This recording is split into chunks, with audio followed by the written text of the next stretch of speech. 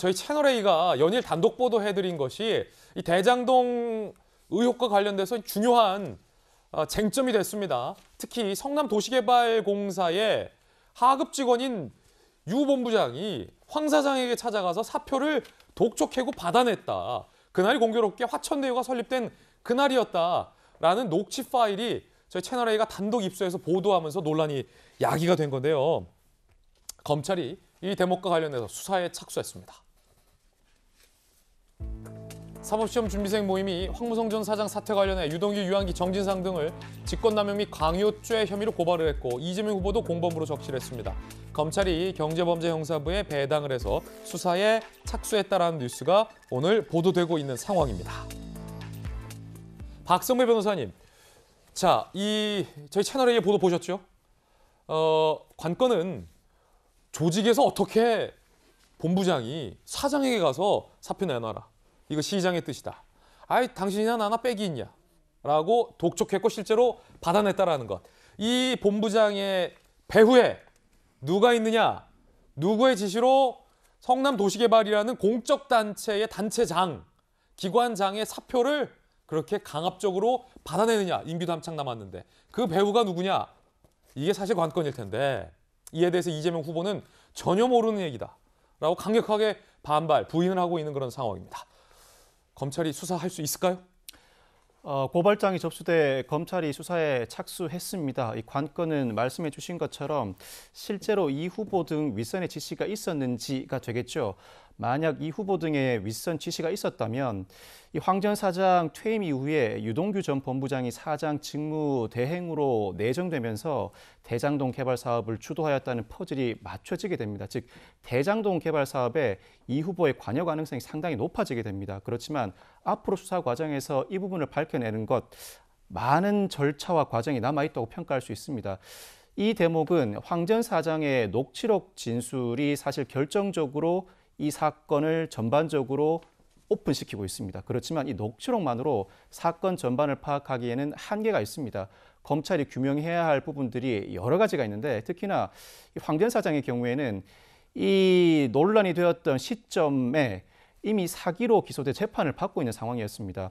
굳이 대장동 개발 사업과 무관하게 사퇴를 권유할 만한 상황이었다고 볼 여지도 있는 상황입니다. 즉 황 전 사장 측 입장에서는 이 자신이 수사를 받고 재판을 받고 있는 상황이었지만 이 문제와는 전혀 별개였다고 항변하고 있는데 이를 충분히 납득할 만한 해명이 추가적으로 제시되어야 할 것으로 보입니다. 아울러 유한기 전 본부장의 윗선 지시라는 언급이 있습니다만 이 윗선이 실제로 윗선에서 지시를 하였기 때문에 이와 같은 표현을 한 것인지 실제로는 윗선 지시가 없었음에도 불구하고 윗선의 지시가 있었음을 자신이 스스로 사칭해서 표현했다는 것에 불과한 것인지도 규명해야 할 관건입니다. 이 부분은 결국 녹취록 존재만으로는 사건 전반을 파악하기가 어렵고 수사를 통해서 아마 여러 관련자들을 불러서 조사하고 관련 자료도 확보해야 할 것으로 보입니다.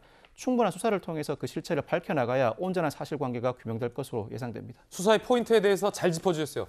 산 넘어 산이지만 수사를 하면 실체를 알아낼 수 있다라는 말로 들었는데 맞습니까? 맞습니다. 그러면 이재명 기자, 가정을 한번 해보죠. 상정을 한번 해보죠. 만약에 윗선이 없었다.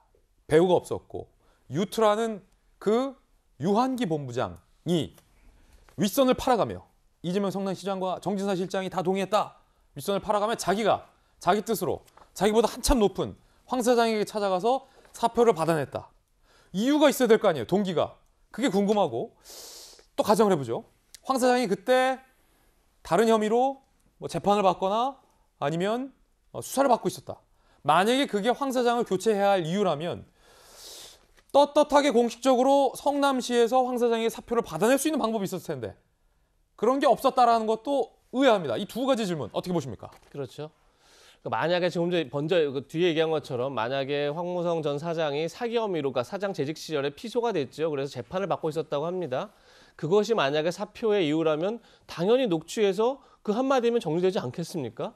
지금 사기 혐의로 도시개발공사 사장이 지금 피소돼서 그것을 지금 계속 재판을 받고 있다 그러면 어떻게 더 사장 직무를 수행할 수 있느냐. 사실 그 한마디면 정리가 되는 거죠. 그리고 그렇다 그러면 이재명 시장도 당시 시장도 퇴임 인사를 온 황무성 사장이 퇴임 인사를 왔을 때 전혀 의아해하지 않겠죠.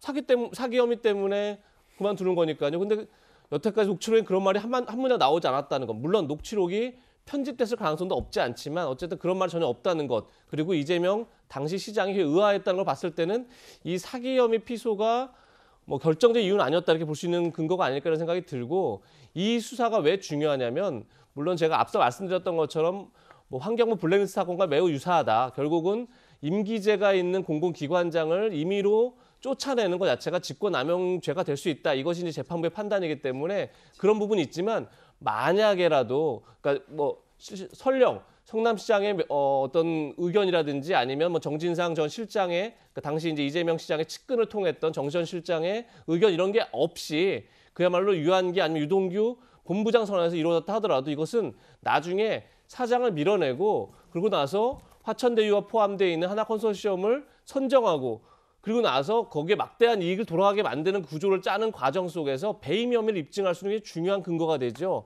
황동규 전 사장을 밀어냈다 그러면 만약에 위에서가 아니라 밑에서 밀어냈다 그러면 나중에 유동규 씨 등에게 적용될 배임 혐의를 입증하는데 하나의 근거가 될 수 있다고 보이기 때문에 이 수사는 여러 의미에서 굉장히 의미 있는 수사다 이런 생각이 듭니다. 예.